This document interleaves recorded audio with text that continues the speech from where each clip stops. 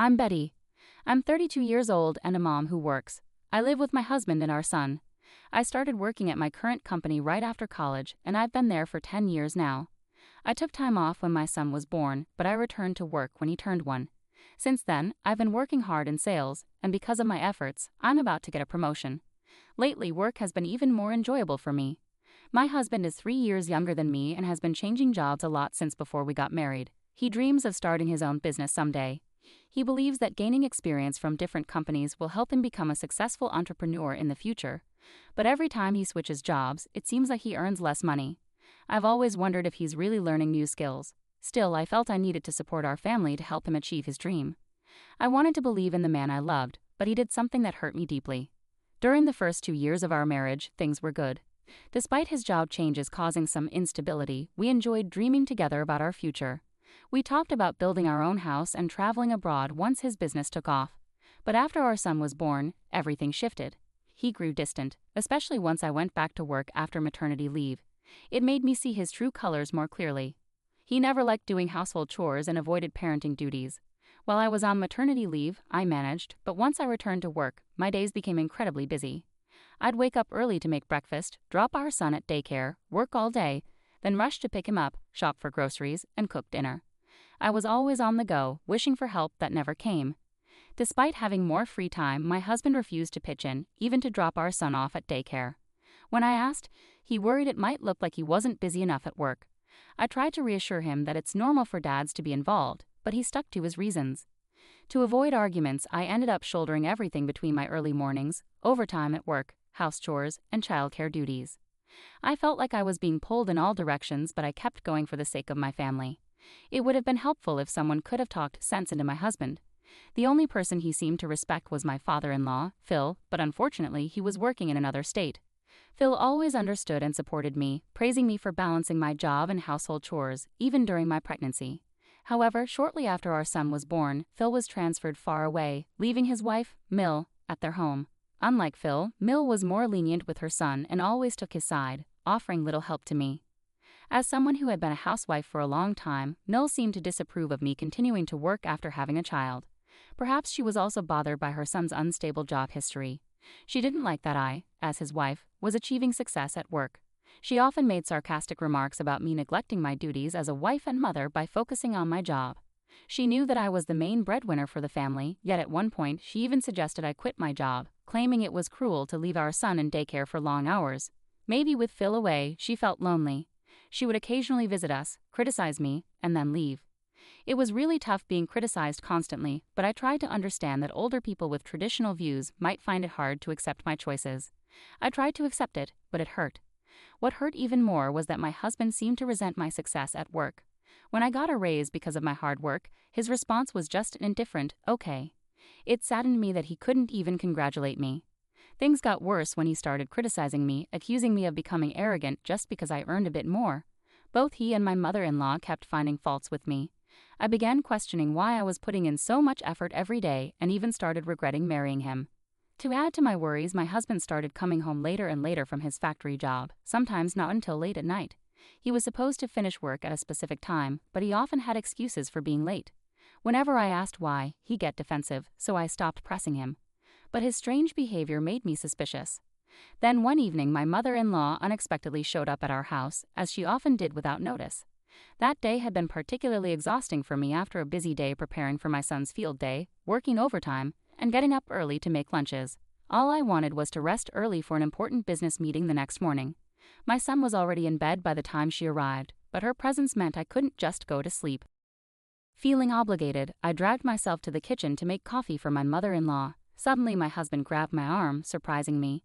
He offered to do it himself, which was rare because he usually left all the household chores to me, no matter how tired I was from work. I thought he was just showing off in front of my mother-in-law, pretending to be helpful.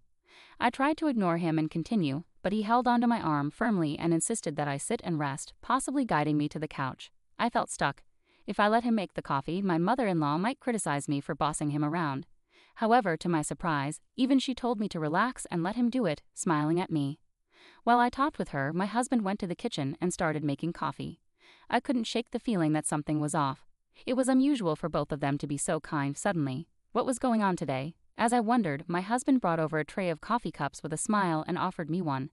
I thanked him but kept watching him closely. He kept glancing at me, and even my mother-in-law seemed unusually restless. Something was definitely not right. As I lifted the cup to take a sip, I suddenly realized they were up to something. There was a hidden motive behind their sudden kindness, and I wasn't going to fall for it. I decided it was time to take action. All right, they better be prepared. I'm not holding back anymore. I held up the cup in front of me and paused just before drinking. Turning to my husband, I asked casually, "Do we have any cookies? Should we bring some out?" It was unusual for him to serve snacks to guests, but since he had insisted I relax, he would have to get the cookies. At first he seemed confused, but as expected he nodded and went to the kitchen to fetch them. My mother-in-law apologized and followed him to the kitchen. This was my chance.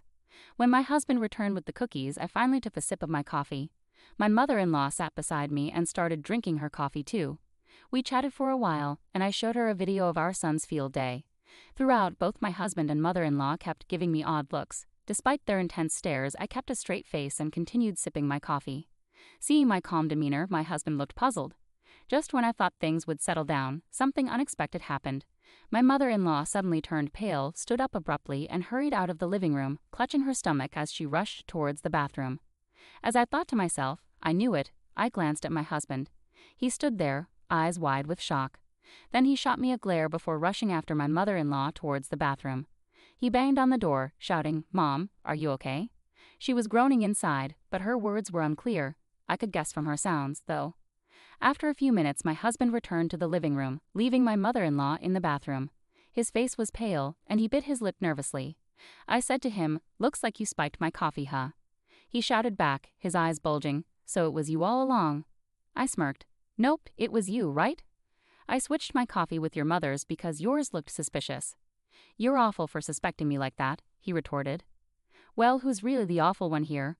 I bet you put laxatives or something in there, didn't you?" There was some strange powder on the rim of the cup. It was too obvious. The situation with the white powder in the cup my husband gave me raised red flags. If he had been someone who regularly made coffee, I might not have been suspicious. However, he never did household chores, and my mother-in-law tended to take charge. Their sudden niceness and insistence that I relax seemed too good to be true.